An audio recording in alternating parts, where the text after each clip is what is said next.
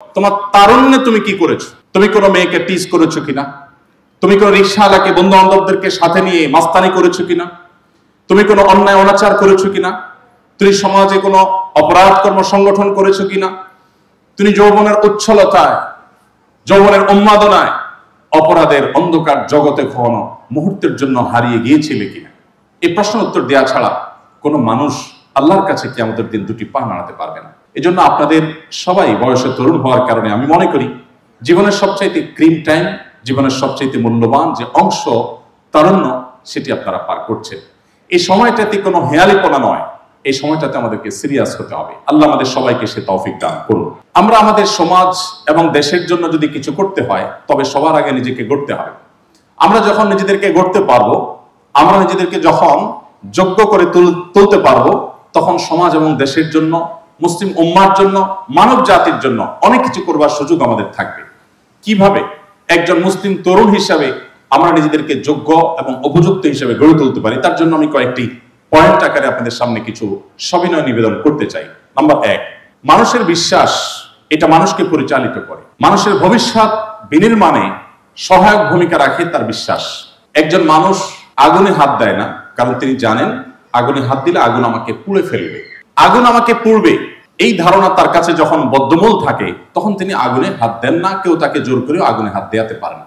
একজন মানুষ তার ঈমানের জায়গাটাতে যখন তিনি পরিষ্কার থাকবেন, তার কাছে ঈমানের বিষয়টা যখন সবচেয়ে গুরুত্বপূর্ণ হবে, তার কাছে যখন ক্লিয়ার হয়ে যাবে ঈমানের বিষয়টা, যার কাছে আখিরাতে আল্লাহর সামনে দাঁড়ানোর বোধ আছে, যিনি জানেন আল্লাহর কাছে আমার জীবনের প্রতিটি কর্মের জবাবদিহি আমাকে করতে হবে, সেই ঈমানদার, সে বিশ্বাসী মানুষ, তাকে পাহা দেওয়ার জন্য পৃথিবীতে কোনো মনিটরিং সিস্টেমের প্রয়োজন হয় না, হবে না।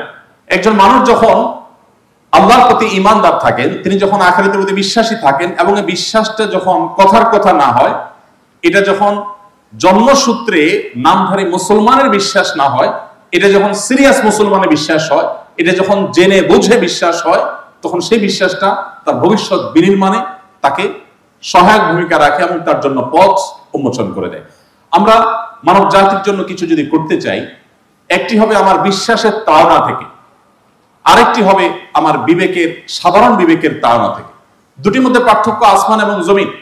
একজন মানুষ তার বিশ্বাসের তাড়না থেকে, অর্থাৎ ঈমানের তাড়না থেকে যখন কোনো কাজ করবেন, তখন সেই কাজ যত কঠিন হবে, যত কষ্টকরই হোক না কেন, সে কাজ করতে তিনি আনন্দ অনুভব করবেন, সে কাজ করতে তার ভালো লাগার কাজ করবে।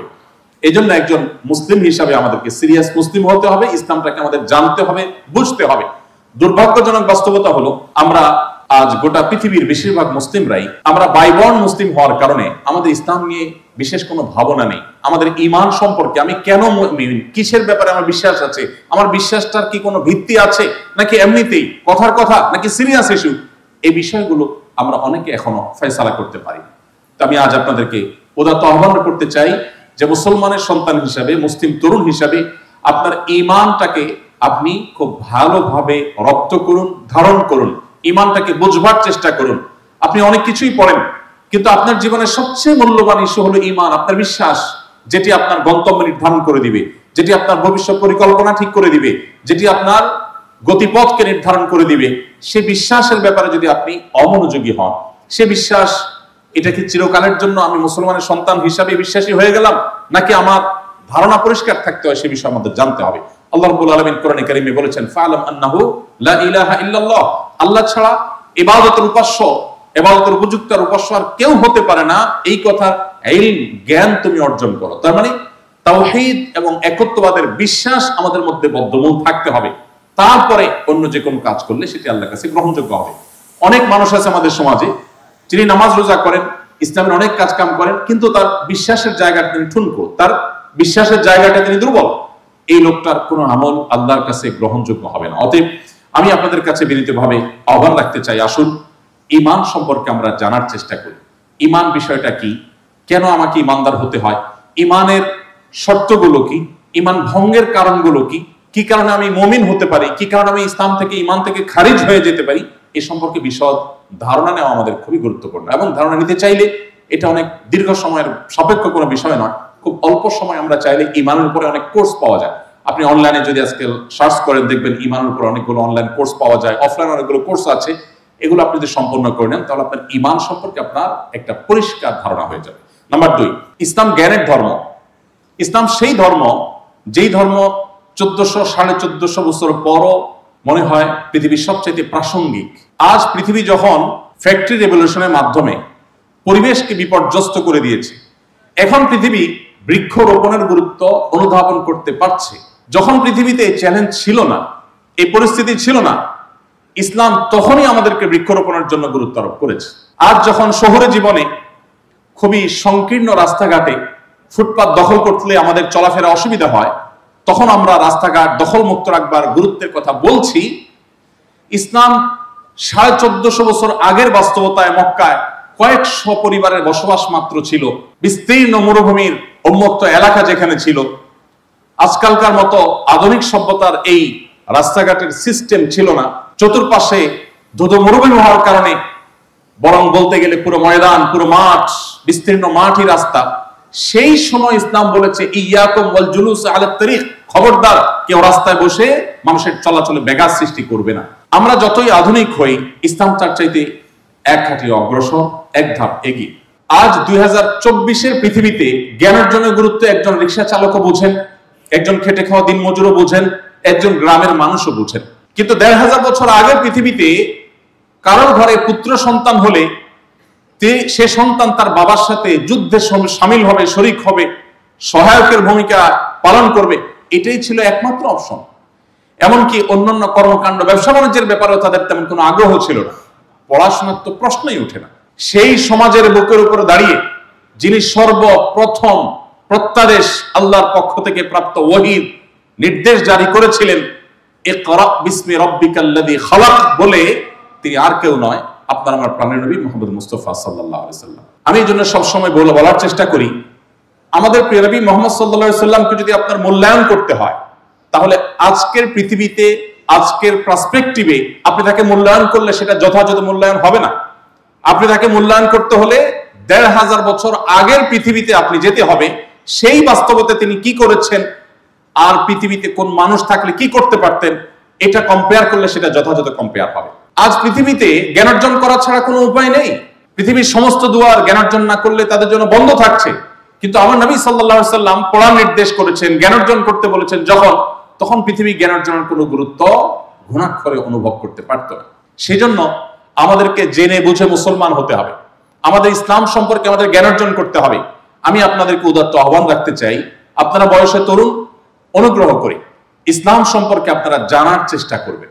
কোথা থেকে শুরু করবেন আমি সে বিষয়ে একটু সংক্ষিপ্ত গাইডলাইন আপনাদেরকে দিতে চাই। তবে সবকিছুর আগে আমি বলবো, আপনি শুধুমাত্র জন্মসূত্রে মুসলিম না হয়ে আপনি মুসলিম বাই চয়েস হওয়ার চেষ্টা করুন। মুসলিম বাই চান্স না, মুসলিম বাই চয়েস হতে হবে আমাদেরকে। জন্মসূত্রে মুসলিম নয়, বুঝে শুনে মুসলমান হতে হবে।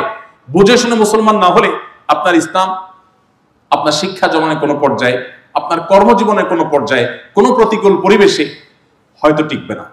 হয়তো আপনি ঈমান হারা হয়ে যাবেন, হয়তো আপনি পদচ্যুত হয়ে যাবেন, হয়তো আপনি বিভ্রান্ত হয়ে যাবেন। আর যদি আপনি জেনে বুঝে মুসলমান হন, আপনি যদি ইসলাম সম্পর্কে জ্ঞান অর্জন করে মুসলমান হন, তাহলে আপনার ভেতর থেকে মুসলমান হওয়া হবে, আর সেটাই হবে প্রকৃত মুসলমানিত্ব।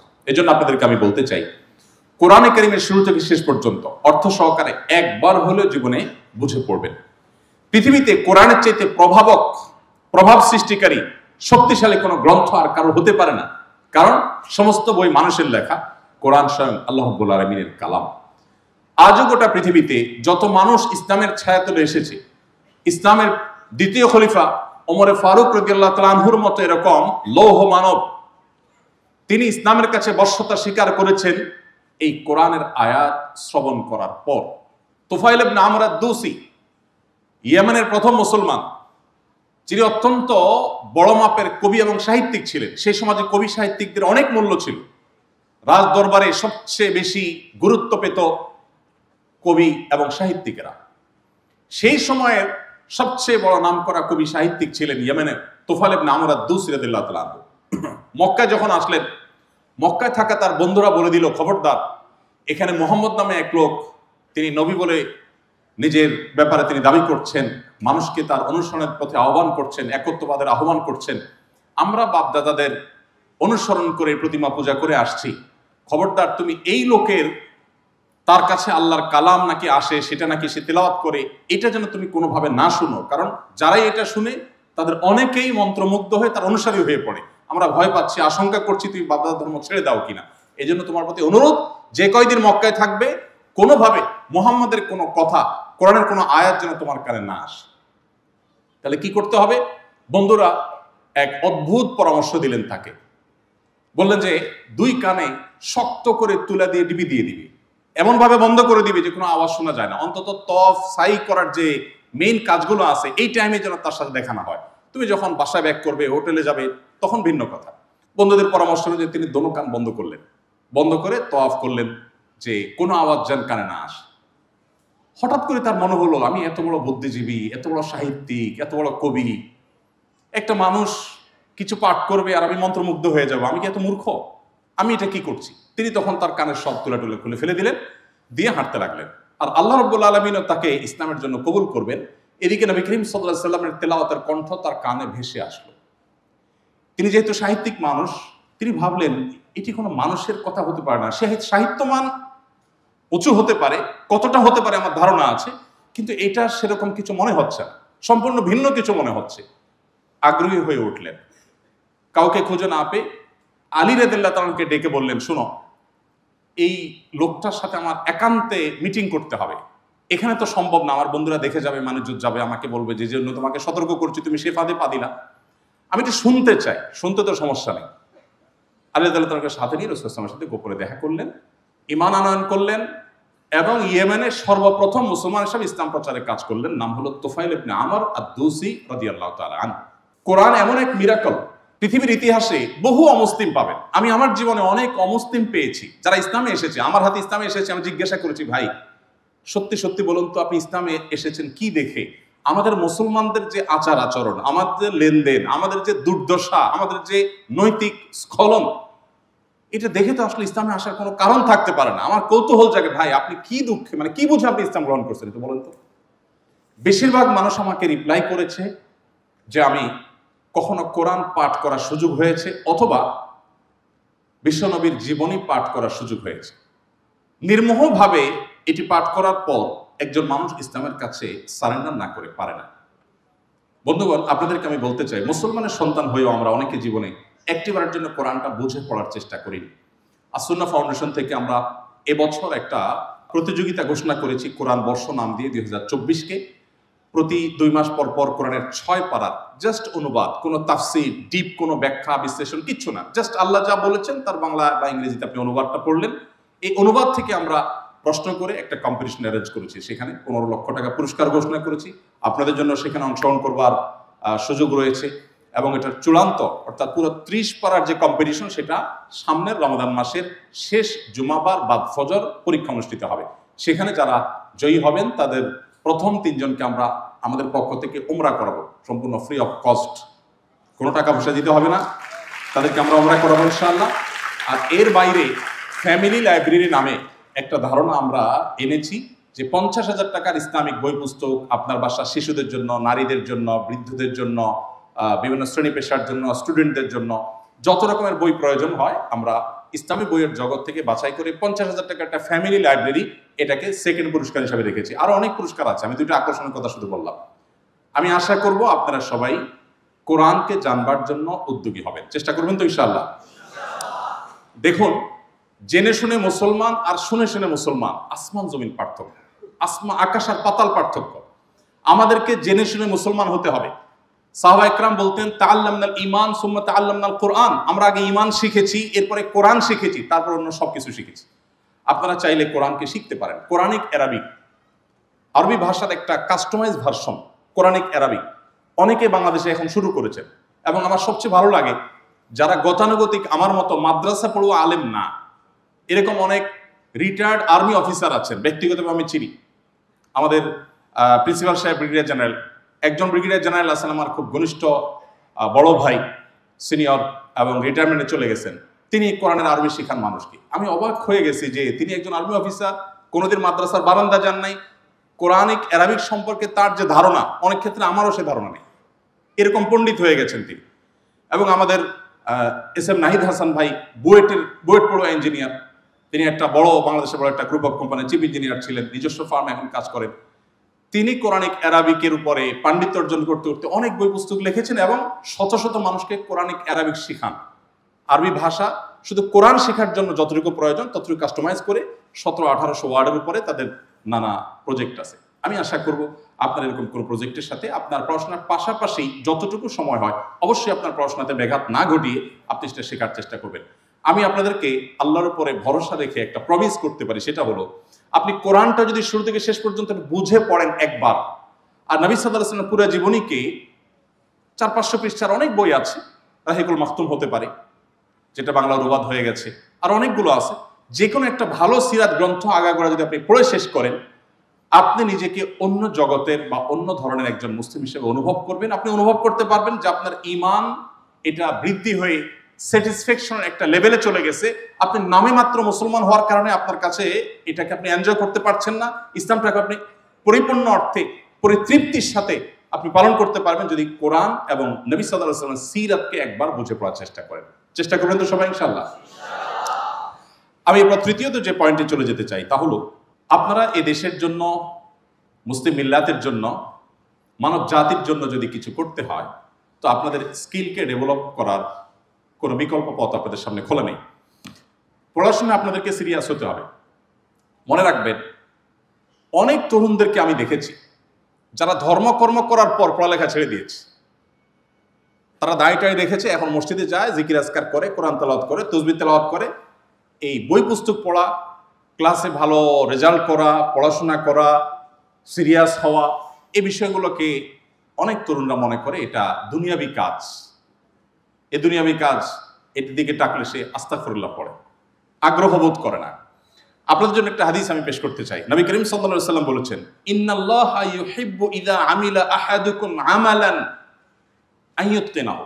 বান্দা যখন কোনো কাজ করে, কোনো কাজ, আরবি গ্রামার অনুযায়ী আমালান, এই যে তানভিন হয়েছে, দুইটা জবর হয়েছে, আরবি গ্রামার অনুযায়ী এই তানভিন ব্যাপকতা অর্থ দেয়। আমাল মানে হলো কাজ, আমালান মানে হলো যে কোনো কাজ। মানুষ যখন কাজ করে সেটা যে কোনো কাজ হতে পারে, তার নামাজ, হতে পারে তার পড়ালেখা, হতে পারে তার দোকানদারি ব্যবসায়ী, হতে পারে তার চাকুরি, হতে পারে তার পেশাগত কোনো কর্ম।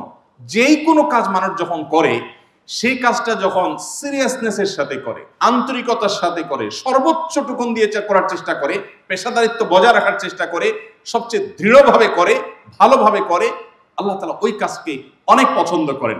অতএব যে ছাত্র পড়ালেখার প্রতি খুব বেশি মনোযোগী না, তার চাইতে যে খুব বেশি মনোযোগী, সিরিয়াস, আল্লাহ তাআলার কাছে সেই এই জায়গাটাতে প্রিয় পাত্র। অতএব আপনি ছাত্র হিসাবে ভালো ছাত্র হওয়া মুসলিম মিল্লাতের মুখ উজ্জ্বল করবার জন্য অত্যন্ত গুরুত্বপূর্ণ একটি কাজ।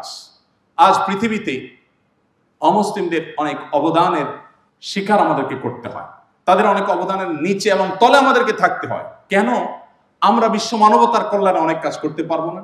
আমাদের জ্ঞানে, বিজ্ঞানে, আমাদের তথ্যে, প্রযুক্তিতে, আমাদের পড়াশোনায়, আমাদের স্কিলে আমরা যদি উন্নত হতে পারি, অগ্রসর হতে পারি, এবং আমার উদ্দেশ্য যদি হয় আল্লাহকে সন্তুষ্ট করা, মানুষের সেবা করে আল্লাহর সন্তুষ্টি অর্জন করা, তাহলে এটি একটা ইবাদত হবে। ইটসেলফ এটি একটি ইবাদত। আপনার বই পাঠ্য ইবাদত হতে পারে। আমি সেই পয়েন্টে আসছি। তাহলে তৃতীয় যে বলছি তা হলো আপনাদের পড়াশোনায় আপনাদেরকে সিরিয়াস হতে হবে। যে কোনো কাজ করবেন সেখানে সিরিয়াস হতে হবে। আল্লাহ তাআলা কোনো ঢিলা ঢালা কাজ, শৈথিল্যের সাথে করা কাজ, অবহেলার সাথে করা কাজ, সিরিয়াসনেস ছাড়া করো কোনো কাজকে আল্লাহ পছন্দ করে না। একটি বৃক্ষরোপণ করবেন, সবচেয়ে সুন্দর করে করবেন। আপনি যখন খেতে বসবেন, খুব মনোযোগের সাথে খেতে বসবেন। যে কোনো কাজ করবেন সেটা সর্বোচ্চ ভালোভাবে হবে, এটি আল্লাহ তাআলা পছন্দ করেন। নাম্বার 4, তারুণ্যকে আপনার ইবাদত এবং ভালো কাজ, সামাজিক কাজ, বিশেষ করে আল্লাহর দাসত্ব এবং গোলামের কাজ দিয়ে সাজানোর চেষ্টা করতে হবে। এই কথাটা আমাদের তরুণদের জন্য সবচাইতে কষ্টকর। কারণ আমাদের যুবক ভাইদের অনেকে মনে করেন যে এই কথার মানে হলো তুমি তরুণ বয়সে হুজুর হয়ে যেতে হবে, একটা লম্বা জুব্বা পড়তে হবে, মাথা সবসময় টুপি দিয়ে থাকতে হবে, লেবাসি, পোশাকি বা তোমার এই বাহ্যিক যে চেহারা সুরতের মুসলমান সেটা হয়ে যেতে হবে। এটা আমরা অনেকে মনে করি। অথচ যৌবন বয়সে আল্লাহর ইবাদতের মানে হলো আমি সবকিছুই করব, কিন্তু কোরআন এবং হাদিসের আদেশ নিষেধগুলোকে মাথায় রেখে করব। জাস্ট আল্লাহ তাআলার গাইডেন্স, নবী সাল্লাল্লাহু আলাইহি ওয়াসাল্লামের গাইডেন্সকে মেনে চলব। আমি আমার বন্ধুদের সাথে আড্ডাও দেব, আমি আমার অন্য সব সাধারণ কাজকর্ম করব, শুধু কোরআন এবং হাদিসকে ফলো করে নির্দেশনাকে মেনে আমি করব, ব্যাস এটুকু হলেই আপনার তারুণ্যটা ইসলাম দিয়ে সেজে যায়। মনে রাখবেন, তারুণ্যের এই বয়সটাতে হেয়ালিপানা করার, স্বেচ্ছাচারী করার, যা খুশি তা করার যে প্রবণতা, এটা অবশ্যই কিছুটা আনন্দ দেয় আপনাদের। কিন্তু আমি বলতে চাই ভিন্ন কথা। আপনি যদি কিছুকাল আল্লাহর ইবাদত এবং দাসত্বের মধ্যে কাটাবার চেষ্টা করেন, অন্তত রিহার্সাল হিসাবে যদি আপনি কিছুদিন ইবাদত বন্দিগির মধ্যে নিজেকে ব্যস্ত রাখেন, মগ্ন রাখেন, আমি নিশ্চিত করে আল্লাহর উপর ভরসা করে বলতে পারি আপনি আপনার তারুণ্যের এই সময়টাকে আপনি এনজয় করবেন। ইবাদতেও স্বাদ আছে, মানুষের উপকার করার মধ্যেও স্বাদ আছে, সামাজিক কাজ করার মধ্যেও স্বাদ এবং তৃপ্তি আছে, বরং সেই তৃপ্তি ভোগের চাইতে স্বেচ্ছাচারী যে জীবনযাপন এটার চাইতে অনেক বেশি উপভোগ্য হয়। শয়তান আমাদেরকে সেদিকে দিতে চায় না। নবী করিম সাল্লাল্লাহু আলাইহি সাল্লাম বলেছেন, কিয়ামতের ভয়াবহতম দিনে আল্লাহর আরশের নিচে যে মানুষগুলো ছায়া পাবে, সেই মানুষগুলোর মধ্যে ওই তরুণ এবং ওই যুবকরা থাকবে, ওই তরুণী যুবতীরা সেখানে থাকবেন যাদের তারুণ্যকে তারা আল্লাহর ইবাদতে কাটিয়েছেন। শাবুন নাশআ ফি ইবাদাতিল্লাহ, যে তরুণ তার তারুণ্যকে আল্লাহর দাসত্বের মধ্যে অতিবাহিত করেছে, এই তরুণদের জন্য আল্লাহ তাআলা কিয়ামতের দুর্বিষহ পরিস্থিতিতে ভিআইপি প্যান্ডেলে স্থান দিবেন এবং কিয়ামতের কোনো ভয়াবহতা তাদেরকে স্পর্শ করবে না, যাদের তারুণ্যকে আল্লাহর ইবাদতে কাটিয়েছেন। আমি আবারও বলছি, একজন তরুণ হয়ে আপনার নামাজ এটা আল্লাহর কাছে যত প্রিয়, বার্ধক্য বয়সে আপনার শত শত নামাজ আল্লাহর কাছে এত প্রিয় না। একটি কথা আমি বারবার বিভিন্ন জায়গায় রিপিট করার চেষ্টা করি। ইসলামী বিশ্ববিদ্যালয় কুষ্টিয়ার প্রফেসর ছিলেন ডক্টর আব্দুল্লাহ জাহাঙ্গীর রহমতুল্লাহ আলাইহি। আপনারা অনেকে চিনেন স্যারকে। স্যার একটা কথা বলতেন, তার শেষ বয়সে এসে মৃত্যুর কিছুদিন আগে তিনি বলতেন যে আমার মতো দাড়ি পাকা বুড়ো আমি যদি রাতভর ইবাদত বন্দেগী করে কান্নাকাটি করি, দোয়া করি আল্লাহর কাছে, আমি আল্লাহ তত প্রিয় পাত্র হতে পারবো না তোমরা তরুণরা যদি শুধু 5 ওয়াক্ত নামাজটা ঠিক মতো পড়ো, তোমরা যতটা আল্লাহর প্রিয় পাত্র হতে। সালাহাতু সাঙ্গেবু দিদিল খারাস আজমুদে এক জামানা খাকে বাস। ফার্সি ভাষার একজন কবি তার কবিতায় বলেছেন, পাথর হয়ে বহুকাল তো কাটিয়েছ, আসো না কিছু কালের জন্য একটু মাটি হয়ে দেখো, একটু অবনত হয়ে দেখো। আমি আপনাদেরকে আহ্বান করতে চাই, 5 ওয়াক্ত নামাজ এটা আপনি মেনটেন করুন, হারাম এবং আল্লাহর নিষিদ্ধ বিষয়গুলো থেকে বেঁচে থাকুন, ব্যাস, দ্যাটস এনাফ। আর বেশি কিছু করতে হবে না, কারণ আপনার জীবনে অনেক অপরাধের জগৎ এখন উন্মোচনই হয়নি, সেই অপশনগুলি আপনার এখনো আসেনি। আপনি শুধুমাত্র এই দুটি জিনিস যদি করেন, 5 ওয়াক্ত নামাজ পড়েন, আপনার তারুণ্যকে সকল নোংরামি থেকে হেফাজতে রাখেন, ইসলামী জ্ঞান অর্জন করার চেষ্টা করেন, এই 3টি কাজ যদি আপনি করেন, আমি নিশ্চিত করে বলতে পারি আপনি আপনার ইসলামটাকে এনজয় করবেন। আপনি অ্যাজ এ মুসলিম পরিতৃপ্তি অনুভব করবেন। আপনি দেখতে পাবেন যে আপনার হেয়ালিপনা বা স্বেচ্ছাচারী যে তারুণ্য, সে জীবনের চাইতে আপনার রিলিজিয়াস যে তারুণ্য, এই জীবনটা অনেক বেশি আনন্দের, অনেক বেশি তৃপ্তির, অনেক বেশি প্রশান্তির, অনেক বেশি আপনার জন্য এটি আল্লাহর পক্ষ থেকে দেওয়া নেয়ামত প্রাপ্ত সময়ের জীবনের। সেজন্য আমি আপনাদেরকে অনুরোধ করব, তারুণ্যের এই সময়টা আল্লাহর ইবাদতের মধ্যে কাটাবার চেষ্টা করুন। আল্লাহর ইবাদত বলতে আমি বলছি না আবারও যে আপনাকে একটা জুব্বা পড়তে হবে, আপনাকে একটা টুপি পড়তে হবে। পোশাকের ক্ষেত্রে ইসলামের দৃষ্টিকোণ হলো পৃথিবীর যে দেশের মানুষ সে দেশের যে প্রচলিত পোশাক আছে, শরিয়ার সাথে কন্ট্রাডিক্টরি না হলে তারা সেই পোশাক পরবে। আপনার জন্য লম্বা জুব্বা পরার নির্দেশ ইসলাম করে নাই। আপনাকে ইসলাম বলে নাই যে আপনাকে মাথা পাগড়ি দিয়ে সবসময় পরে থাকতে হবে। আমরা অনেকে ইসলামকে এমন একটা পর্যায়ে নিয়ে গেছি, বা ইসলাম সম্পর্কে আমাদের ধারণা হলো যে ইসলাম বোধহয় আমাদেরকে এরকম একটা নির্দিষ্ট ছাঁচে বোধহয় বেঁধে রাখতে চায়।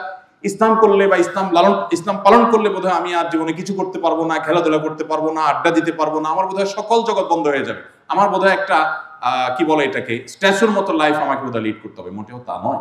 এই জন্য ইসলাম সম্পর্কে আমাদের জানতে হবে। এবং 5 নম্বর যে বিষয়টি বলতে চাই তা হলো জীবনের লক্ষ্য নির্ধারণ করতে হবে। জীবনের লক্ষ্য, আপনি কেন পড়াশোনা করছেন? আমরা এখানে আসার আগে প্রিন্সিপাল মহোদয়ের সাথে আলাপ করছিলাম যে আমাদের বেশিরভাগ অভিভাবকদের সন্তানদের পড়াশোনা করাবার পেছনের উদ্দেশ্যটা জিজ্ঞেস করলে তার সঠিক এবং সদুত্তর পাওয়া কঠিন। কেন সন্তানকে স্কুলে, কলেজে, মাদ্রাসা, ইউনিভার্সিটিতে পড়াচ্ছেন, কেন? এই কেনর উত্তরে সঠিক এবং সদুত্তর আসলে কেউই দিতে পারবেন না, খুব কম। আর শিক্ষার্থীদের একই অবস্থা। আমি যদি আপনাদেরকে জিজ্ঞাসা করি আপনারা কেন পড়াশোনা করছেন, এত স্ট্রাগল করছেন, এত কষ্ট করছেন, কেন? হয়তো কেউ বলবেন আমি ডাক্তার হতে চাই, কেউ বলবেন আমি ইঞ্জিনিয়ার হতে চাই, কেউ বলবেন আমি পাইলট হতে চাই, কেউ বলবেন আমি হয়তো আর্মি অফিসার হতে চাই, কেউ বলবেন আমি হয়তো অন্য কোনো জগতে যেতে চাই। বাট এটিকে একটা মানুষের জীবনের লক্ষ্য হিসাবে চূড়ান্ত যথেষ্ট? এই লক্ষ্যকে বাস্তবায়নের জন্য কি আপনি জীবন দেওয়ার জন্য প্রস্তুত থাকবেন? দেখুন, আল্লাহর কোরআনে বলেছেন আল্লাহ তাআলা মানুষকে সৃষ্টি করেছেন এবং মানুষ সৃষ্টির উদ্দেশ্য হলো মানুষ আল্লাহর দাসত্ব করবে, আল্লাহর গোলামি করবে। আপনি বলুন দাসত্ব করবে, কেমন কথা? কেউ কি দাস হতে চায়? সবাই রাজা হতে চায়, সবাই প্রভাব বিস্তার করতে চায়, আরেকজনের অধীনে তো কেউ থাকতে চায় না। দেখুন, কারণ আমি সহজ বাংলায় বললে কারোর চামচামি করতে কার ভালো লাগে না, কিন্তু চামচাটা যদি প্রধানমন্ত্রী প্রধান উপদেষ্টার হয় তাহলে কিন্তু অনেকেরই ভালো লাগবে। লাগবে কি লাগবে না? Personal secretary. কিন্তু এলাকার পাতি নেতা যদি হয়, বিশেষ করে গত অনেক বছর যাবৎ বাংলাদেশে প্রচুর পরিমাণ সহসভাপতির প্রোডাকশন হয়েছে। এই সহসভাপতি প্রোডাকশনের দেখুন সহসভাপতির পিএস, এটা কি কোনো সম্মানজনক কাজ? আসলে একটা মানুষের পিছু পিছু গুড়গুড় করা, তাকে স্যার স্যার বলা, তাকে জি জি বলা, জি হুজুর করা, এটা তো আসলে কারোর ভালো লাগার কথা না। কিন্তু যদি বলা হয় যে আপনি প্রধান উপদেষ্টা বা প্রধানমন্ত্রী কিংবা প্রেসিডেন্টের পিএস হবেন, পার্সোনাল সেক্রেটারি হবেন, তাহলে এটা অনেকের কাছে খুব গুরুত্বপূর্ণ হবে নিশ্চয়ই। যে এলাকার পাতি নেতার চামচা হওয়া অপমানের হতে পারে, কিন্তু প্রধানমন্ত্রীর পিএস হওয়াটা অপমান না, এটা বিরাট বড় গৌরবের, সম্মানের, অনেক পাওয়ারের ব্যাপার, ঠিক না বেঠিক?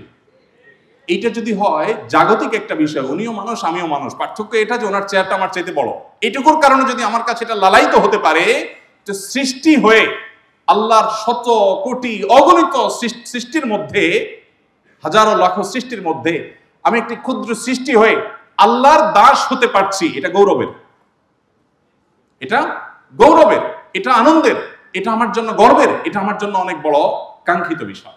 এই জন্য ভাইরা, জীবনের লক্ষ্য নির্ধারণ করতে হবে। আমি আল্লাহর দাস হতে চাই, আল্লাহকে সন্তুষ্ট করবার জন্য আমি ডাক্তারি করব, আল্লাহকে সন্তুষ্ট করার জন্য আমি ইঞ্জিনিয়ারিং করব, আল্লাহকে সন্তুষ্ট করবার জন্য আমি মানব সেবা করব। তখন এখানে আমার দুটি লাভ হবে। প্রথমত, এর মাধ্যমে আমি আনন্দ পাবো, অভূতপূর্ব এক আনন্দ, এবং এখানে হারাবার কোনো টেনশন নেই। আপনারা অনেকে পড়ালেখা করেন, পরীক্ষা ভালো ফলাফল করতে হবে, কেন? অনেক স্টুডেন্ট আছে ফলাফল ভালো করতে হবে এই লক্ষ্য বা এই টার্গেট তার এই জন্য যে তার আসলে টার্গেট হলো পাশের বাসার আন্টিকে দেখায় দেওয়া, আছে না নাই? যে তাকে ভালো ফলাফল করতেই হবে, কেন? কারণ পাশের বাসার আন্টি এসে আমার আম্মুর সাথে সারাক্ষণ আলাপ আলোচনা করে, তার ছেলে হান করেছে, তার মেয়ে হান করেছে, এসব গল্প শুনতে আর ভালো লাগে না। এবার পরীক্ষায় কিছু একটা করে পাশাপাশি আন্টিকে দেখায় দিতে হবে। বিষয়টা মিলে গেছে, বোঝা গেছে? আপনাদের হাঁক ডাক শুনে বোঝা গেছে যে আমি একেবারে পয়েন্টে ক্লিক করতে পেরেছি সম্ভবত। আচ্ছা, এখন আমার প্রশ্ন আপনাদের কাছে, আপনি পাশাপাশি আন্টিকে দেখানোর জন্য খুব সিরিয়াসলি পড়াশোনা শুরু করলেন, আল্লাহ না করুক ফলাফল কাঙ্ক্ষিত হলো না, কি হবে? এখন কি হবে বলেন? ডিপ্রেশন, দুশ্চিন্তা, মানসিকভাবে ভেঙে পড়া, ও স্যাড, কি হলো এটা? তাহলে মুখ দেখাবো কিভাবে? এখান থেকে আত্মহরণের পথে অনেকে চলে যায়, অনেকে ডিপ্রেশনের পথে চলে যায়, অনেকে সামনে এগোতে পারে না। এবার আসুন আপনাকে আমি আরেকটি লক্ষ্য একটু দেখাই। আপনি যদি একজন মুসলিম আদর্শবাদী মুসলিম তরুণ হন, আপনি যদি সিরিয়াস মুসলিম হন, আপনি পরীক্ষা দেওয়ার সময় যদি আপনার ইন্টেনশন থাকে, লক্ষ্য থাকে যে আল্লাহ আমি ভালো ফলাফল করে, ভালো ইউনিভার্সিটিতে চান্স পেয়ে, ভালো কেরিয়ার গড়ে আমি তোমার বান্দাদের সেবা দেব, তোমার কাছ থেকে রিওয়ার্ড নিব, আমি তোমার কাছ থেকে সওয়াব পাবো। অনেক স্বপ্ন আমার, আমি দেশ গড়ব, বিশ্ব গড়ব, সমাজ গড়ব, মানুষের সেবা করব। আমি শুনেছি তোমার নবী বলেছে আহাব্বুন নাসি ইলাল্লাহি আনফাহুম লিন-নাস, আল্লাহর কাছে সবচেয়ে প্রিয় মানুষ সে যে মানুষ উপকার সবচেয়ে বেশি করে। একজন ডাক্তার হয়ে আমি অনেক মানুষ উপকার করতে পারবো, আমি একজন চিকিৎসক হয়ে অনেক মানুষের উপকার, মুখে হাসি ফোটাতে পারবো, অনেক দুঃখী মানুষের দুঃখ দূর করতে আমি ভূমিকা রাখতে পারবো। আমি সেই জায়গায় যেতে চাই, সেজন্য আমি ভালো ফলাফল করতে চাই। এই জায়গা থেকে আপনি পড়াশোনা করছেন, ওই চেতনা থেকে পড়াশোনা করছেন, দুজনেই পড়াশোনা করেছেন। একজন আন্টিকে দেখানোর জন্য, আরেকজন আল্লাহর কাছ থেকে রিওয়ার্ড পাওয়ার জন্য, সেই জায়গায় যাওয়ার জন্য করছেন। এই ভদ্রলোক যদি পরীক্ষায় আল্লাহ না করুক ফলাফল খারাপ করলেন, তার ব্যাপারটা কি হবে? তার ব্যাপারটা হলো তার আসলে ডিপ্রেসড হওয়ার কোনো কারণ থাকবে না। কেন থাকবে না?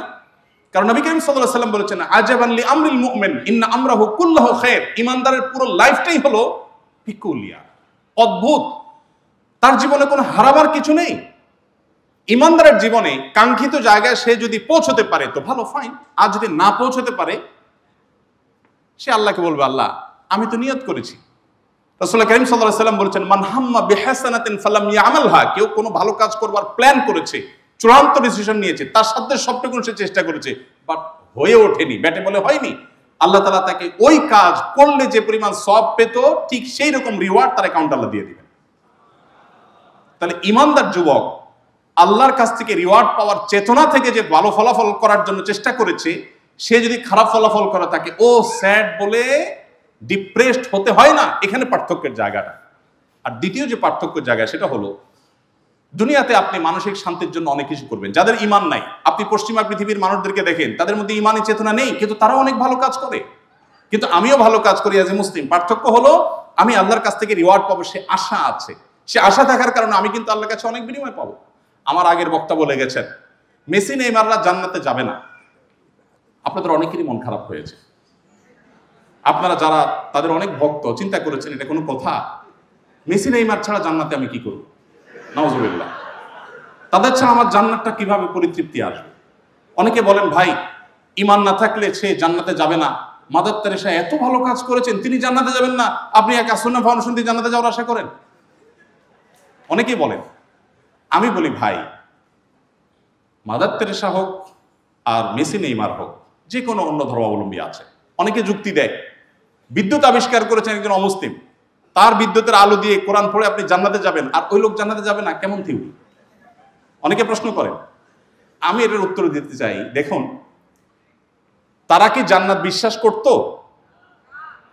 জীবদ্দশায় যদি তাদেরকে বলা হতো, আপনি এখন মেসি নেইমারকে যদি যায় বলেন, ভাই মেসি চলেন একটু জান্নাতে যাই, এই কাজ করলে জান্নাতে যাওয়া যাবে, সে কি আপনার এই কাজটাকে অ্যাপ্রিসিয়েট করবে? আপনার কথাকে অ্যাপ্রিসিয়েট করবে? সে হলো কিসের জান্নাত? আমি তো বিলিভ করি না, যাও, আমি পরের ম্যাচে কিভাবে ভালো করবো সে চিন্তা আছি, তুমি আছো তোমার জান্নাতে চিন্তা। সে কিন্তু আপনার জান্নাতে যেতে চাইবে না। এখন যেই লোকটা জান্নাতকে বিশ্বাস করে না, জান্নাতে সে জীবদ্দশায় যেতে চাইতো না, ধরুন মাদার তেরেসা, তার অনেক অবদান আছে মানবতার জন্য, আমি সেগুলো রেসপেক্ট করি, কিন্তু তিনি জীবদ্দশায় তাকে জান্নাতে যেতে বললে তিনি কি যেতে চাইতেন? এখন লোকটা মারা যাওয়ার পরে আপনি বলছেন রেস্ট ইন পিস, লোকটা মারা যাওয়ার পরে আপনি বলতেছেন কি চলো তোমাকে জান্নাতে নিয়ে ছাড়বো, এটা তো অবিচার তার প্রতি। একটা লোক জীবদ্দশায় জান্নাতে যেতে বললে বিরক্ত হতো, রাগ করতো, এখন মরার পর আপনি টানাটানি করতেছেন না তোমাকে জান্নাতে যেতে হবে, এটা কি তার প্রতি সুবিচার না অবিচার? সময় তো বুঝছি। জীবনের লক্ষ্য আমাদেরকে নির্ধারণ করতে হবে, ঠিক করতে হবে আমরা কি করতে চাই। মনে রাখবেন, একজন চিকিৎসক হয়ে একজন গতানুগতিক হুজুরের চেয়েও আল্লাহর কাছে প্রিয় পাত্র হতে পারেন যদি আপনার পুরো এই কর্মযোগ্য হয় আল্লাহকে সন্তুষ্ট করবার জন্য। কদিন আগে একজন সম্ভবত কিডনির একজন ডাক্তার, তার একটা সাক্ষাৎকার বিভিন্ন গণমাধ্যম বেশ ব্যাপকভাবে প্রচার হয়েছে, আপনারা হয়তো দেখেছেন। তিনি তার জীবনে অনেক মানুষকে ফ্রি ট্রিটমেন্ট করে দিয়েছেন। এরকম কাজের মাধ্যমে আল্লাহ তাআলাকে যত সহজে খুশি করা যায়, বসে বসে লক্ষ লক্ষ বার সুবহানাল্লাহ আলহামদুলিল্লাহ জপে, বহু নফল নামাজ পড়ে, বহু নফল রোজা রেখে আল্লাহ তাআলাকে এত সহজে খুশি করা যায় না। আমি একটি কথা প্রায় জায়গায় বলার চেষ্টা করি, ওই আবারও নাম আসছে আব্দুল্লাহ জাহাঙ্গীর রহমতুল্লাহর কথা, ইসলামী বিশ্ববিদ্যালয়ের কুষ্টিয়া প্রফেসর। স্যার একটা কথা বলতেন যে আমার ইসলাম নিয়ে পড়াশোনা অনেক আলহামদুলিল্লাহ, দেশে বিদেশে পিএইচডি করেছি, দেশের বাইরে বিভিন্ন বড় বড় ইউনিভার্সিটিগুলোতে এবং বিশ্ববিদ্যালয়ের ছেলেদেরকে ইসলামিক সাবজেক্টের উপর শিক্ষকতা করেছি বহু বছর। স্যার বলেছেন যে আমার ইসলাম নিয়ে পড়াশোনা, অধ্যাপনা সবকিছুর সামারি, নির্যাস যদি আমাকে বলতে বলেন আপনি, আমি 2 লাইনে বলতে পারবো। পুরো ইসলামের নির্যাসকে আমি 2 লাইনে বলতে পারবো। তার প্রথম লাইন হলো, ঈমানের পর মেইন ফরজ কাজগুলোর পর যে কাজে আল্লাহ সবচেয়ে বেশি সন্তুষ্ট হন মানুষের প্রতি, সেটা হলো মানুষের উপকার করলে। আর কুফরির পর মেইন বড় বড় হারাম এবং কাবিরা গুনাহগুলো, মহাপাপগুলোর পর যে কাজে আল্লাহ সবচেয়ে বেশি অসন্তুষ্ট হন, সেটা হলো মানুষের ক্ষতি সাধন করলে। তাহলে আপনি আপনার এই শিক্ষা দিয়ে মানুষ উপকার সাধন করে আল্লাহর কাছ থেকে রিওয়ার্ড পেয়ে আল্লাহর সবচেয়ে প্রিয় পাত্র জান্নাতে একেবারে প্রথম সারিতে থাকার সুযোগ আছে না নেই? শুধুমাত্র পার্থক্য হলো এতটুকু যে আমার ইন্টেনশনটাকে চেঞ্জ করতে হবে, জীবনের লক্ষ্যটাকে নির্ধারণ করে নিতে হবে। আল্লাহ তাআলা আপনাদের সবাইকে সেই তৌফিক দান করুন। সর্বশেষ যে পয়েন্ট বলবো তা হলো, আপনাদের এই বয়সের সবচেয়ে ডেঞ্জারাস জিনিসটা হলো আপনাদের চরিত্রকে সংরক্ষণ করা। পশ্চিমা পৃথিবী তাদের যে অপসংস্কৃতি, এটা আপনার সমাজে পুশ করবার জন্য এদেশের সমস্ত গণমাধ্যমগুলোকে, এদেশের বিভিন্ন প্রতিষ্ঠানকে তারা ইউজ করে, চেষ্টা করে, ব্যবহার করে, প্ল্যান প্রোগ্রাম করে তাদের বস্তা পচা সস্তা সংস্কৃতি এখানে ঢোকাবার জন্য। পশ্চিমাদের জ্ঞান বিজ্ঞান, তাদের তথ্য প্রযুক্তি, তাদের অবকাঠামো, তাদের আইডিয়াস, তাদের অনেক ভালো ভালো জিনিস আছে, সেগুলো গ্রহণ করতে কোনো বাধা নেই, দ্বিধা নেই, করতে হবে আমাদের। কিন্তু তাই বলে তাদের সংস্কৃতি, যে সংস্কৃতি আমার সংস্কৃতির সাথে সাংঘর্ষিক, যে সংস্কৃতি আমার বিশ্বাসের সাথে সাংঘর্ষিক, সেটা বরণ করবার কোনো যুক্তি থাকতে পারে না। আমরা খেতে খেতে আলাপ করছিলাম, পশ্চিমরা আমাদের চাইতে অনেক বিষয় এগিয়ে থাকলেও আমাদের যে পরিবার ব্যবস্থাপনা আছে সাবকন্টিনেন্টে, আমি শুধু মুসলমানদের কথা বলছি না, এখানকার হিন্দুদের, এখানকার খ্রিস্টানদের, এখানকার বৌদ্ধদের, এখানকার মুসলমানদের পারিবারিক ব্যবস্থাপনার যে সৌন্দর্য আছে, পশ্চিমারা এগুলো কল্পনাও করতে পারেন, কল্পনাও করতে পারেন। এখানে বাপ সন্তানের সাথে যে বোঝাপড়া, এখানে স্বামী স্ত্রীর সাথে যে ভালোবাসা, যে বোঝাপড়া, পশ্চিমারা এগুলো চিন্তাও করতে পারে না। আপনারা স্মার্টফোন ব্যবহার করেন অনেকে, একটা জিনিস হয়তো খেয়াল করেছেন, বিভিন্ন অ্যাপসের যে অ্যাডভার্টাইজগুলো আসে, এর ভিতরে একটা অ্যাপসের অ্যাডভার্টাইজ আমার চোখে অনেকবার পড়েছে, আপনারা হয়তো দেখে থাকবেন। সেটা হলো যে ওয়াইফ হয়তো শুয়ে আছেন বা স্বামী শুয়ে আছেন সোফাতে, ঘুমে এসে গেছে, হাতে মোবাইল আছে, টিপতে টিপতে ঘুমায় পড়ছেন, তো তার সঙ্গী এসে মোবাইলটা খোলার জন্য নানাভাবে চেষ্টা করছে, বাট ওই অ্যাপসের কারামতি হলো যে অ্যাপস এমনভাবে লক করে দিয়েছে যে কোনোভাবেই তার এই অ্যাপস ওপেন করতে পারছে না। তার হোয়াটসঅ্যাপটা ওপেন করার চেষ্টা করছে, মেসেঞ্জারটা ওপেন করার চেষ্টা করছে। এই অ্যাডভার্টাইজটা আপনাদের চোখে পড়েছে? আচ্ছা, এই অ্যাপস এত ব্যাপকভাবে এত জনপ্রিয় হয়ে উঠলো কেন পশ্চিমা পৃথিবীতে জানেন?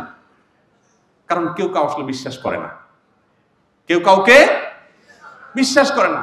বউ না জানি হোয়াটসঅ্যাপে কার সাথে চ্যাটিং করে বসলো, না জানি মেসেঞ্জারে কারে হাই দিয়া বসলো, না জানি সে তলে তলে স্বামী জানে কি করলো। এই যে অবিশ্বাস, এটা তাদের মধ্যে চরম আকার ধারণ করেছে। আমাদের সমাজে অবশ্যই অধঃপতন আমাদেরও হচ্ছে, কিন্তু এখনো পর্যন্ত আমাদের সমাজের স্ত্রীরা স্বামীদেরকে যতটা ভালোবাসেন, স্বামীরা স্ত্রীকে যতটা ফিল করেন, বিশ্বাস করুন পশ্চিমারা এগুলো কল্পনা করতে পারে না, ওরা ভাবতেও পারে না।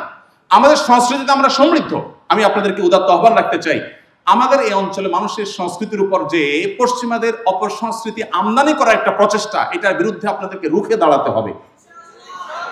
কেন রুখে দাঁড়াতে হবে? মনে রাখবেন, প্রত্যেকটা জাতির নিজস্ব সংস্কৃতির মধ্য দিয়ে তারা টিকে থাকে, তাদের স্বকীয়তা বজায় থাকে। এটা কোনোভাবে যাতে তাদের অনেক ভালো জিনিস আছে, আমি আবারও বলছি, সেগুলো আমরা গ্রহণ করব, কিন্তু আমার সমাজের সৌন্দর্য এটা নষ্ট করে আরেকজনের সংস্কৃতি আমার মধ্যে ধারণ করার কোনো যৌক্তিকতা থাকতে পারে না। তারা আপনাকে বারবার বলবে যে আরে যৌবন বয়সে একটু প্রেম টেম করো, একটু ভাবালো তলায় ডুবো, বলবে। প্রেম টেম করেন না, বলবে আরে কি ব্যাপার, হুজুর হয়ে গেছো নাকি, কেমন হয়ে গেছে, এই বয়সে একটু না আত্ম না করলে হয় নাকি? গত রাতে আমি আমার পুরাতন কিছু জিনিস ঘাটতে ঘাটতে দেখলাম সময় টিভির একটা নিউজের শিরোনাম হলো অভিজ্ঞতা বলছে প্রেমের বিয়ে ভাঙে বেশি। এটা নিউজের শিরোনাম। ভাঙে বেশি কোন বিয়ে? প্রেমের বিয়ে। যারা আপনাদেরকে সারাক্ষণ বিবাহ বহির্ভূত সম্পর্কে ট্রেনিং দেয়, প্রশিক্ষণ দেয়, আছে না এক শ্রেণীর শিল্পী, তারা সারাদিন নাটক সিনেমার মাধ্যমে, নোবেলের মাধ্যমে আপনাদেরকে কি শিখায়?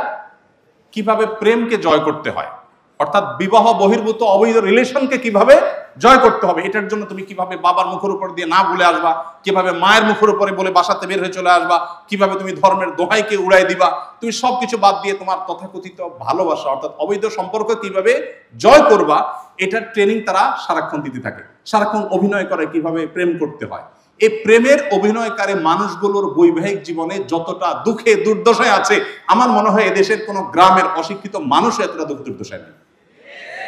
তাদের বিয়ে দেখবেন হতে দেরি, ভাঙতে এক একজনের বিয়ে 3টা 4টা 5টা করে হয়। আমি তাদের প্রতি রেসপেক্ট রেখেই বলছি এই বাস্তবতার কথা।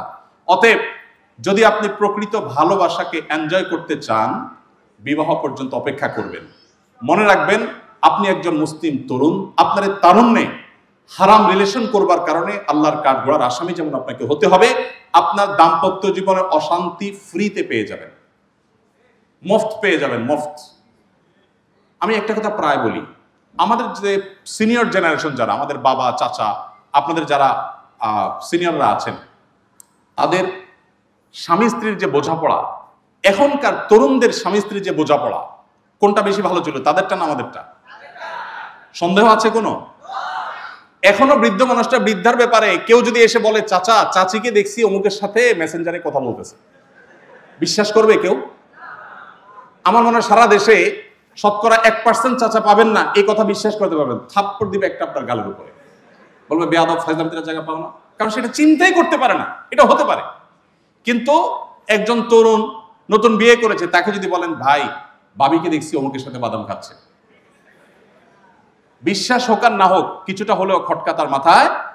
আমি একটা কথা প্রায় বলি, আমাদের সিনিয়রদের ভালোবাসাগুলো ছিল মেড ইন জাপান, এখন তরুণদের ভালোবাসাগুলো হয়ে গেছে সব মেড ইন চায়না।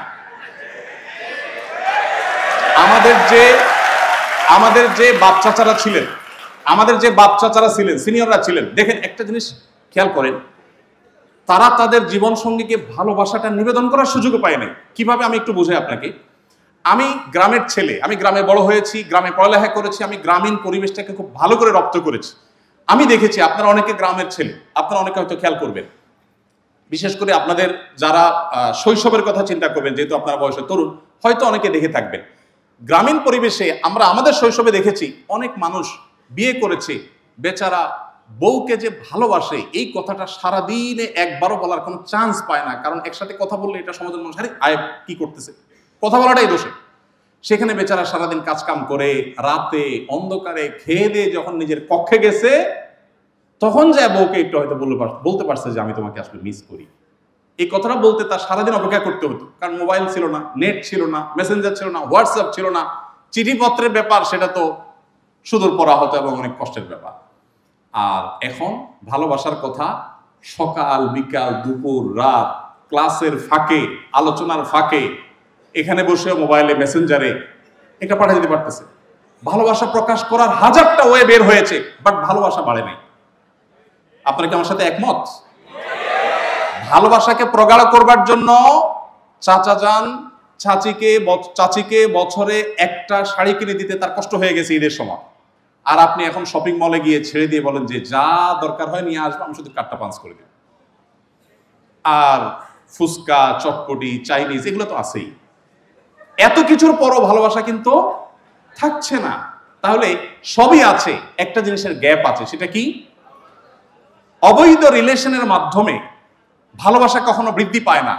আগের জেনারেশন তারা হারাম রিলেশনে এতটা অভ্যস্ত ছিলেন না, আজকের জেনারেশন যতটা অভ্যস্ত। আমি আপনাদের প্রতি রেসপেক্ট রেখে বলি, এখানে যদি ফিল্টার করা হয় কয়জনের হারাম রিলেশন আছে আর কয়জনের নাই, আমার তো মনে হয় বেশিরভাগ লোক ধরা পড়বে। তো আপনাদেরকে আমি বলতে চাই, মনে রাখবেন ইসলাম এবং আজকের সভ্যতার একটা পার্থক্যের জায়গা হলো, ইসলাম আপনাকে ত্যাগ শিখাবে, আজকের ভোগবাদী সভ্যতা আপনাকে ভোগ শিখাবে। ত্যাগ করা সহজ না ভোগ করা সহজ? মনে রাখবেন, ভোগ করার জন্য কোনো যোগ্যতার প্রয়োজন হয় না, ভোগ সবাই করতে পারে, কিন্তু ত্যাগ সবাই করতে। একজন মুসলিম তরুণ হিসাবে আপনাকে ত্যাগী হইতে হবে, আপনার ভালোবাসাকে জমিয়ে রেখে অপেক্ষা করতে হবে নির্দিষ্ট সময়ের জন্য। আর ভোগবাদী মানসিকতা যদি থাকে, মনে রাখবেন এই ভোগবাদী মানসিকতা কখনো মানুষকে সুখী করতে পারে না। পশ্চিমারা তারা সেক্সুয়াল ইস্যুতে অনেক বেশি উন্মুক্ত, তারা আমাদের চাইতে মানসিক প্রশান্তি বেশি পায় না, বিলিভ মি। তাদের মধ্যে আত্মহত্যার প্রবণতা ভয়ঙ্কর ভাবে বেড়ে চলেছে। ইভেন আমার সমাজে এখন আত্মহত্যা আস্তে আস্তে বাড়ছে, অথচ শিক্ষিতের হার বাড়ছে, অথচ আমাদের অবকাঠামো, আমাদের দেশের উন্নতি সার্বিক যতদিন যাচ্ছে বাড়ছে, বাট আমাদের পাশাপাশি অশান্তিও বাড়ছে, কারণ শান্তির একমাত্র পথ ইসলাম। সময় উপস্থিতি আমি অনেক দীর্ঘায়িত করে ফেলেছি। উপকারী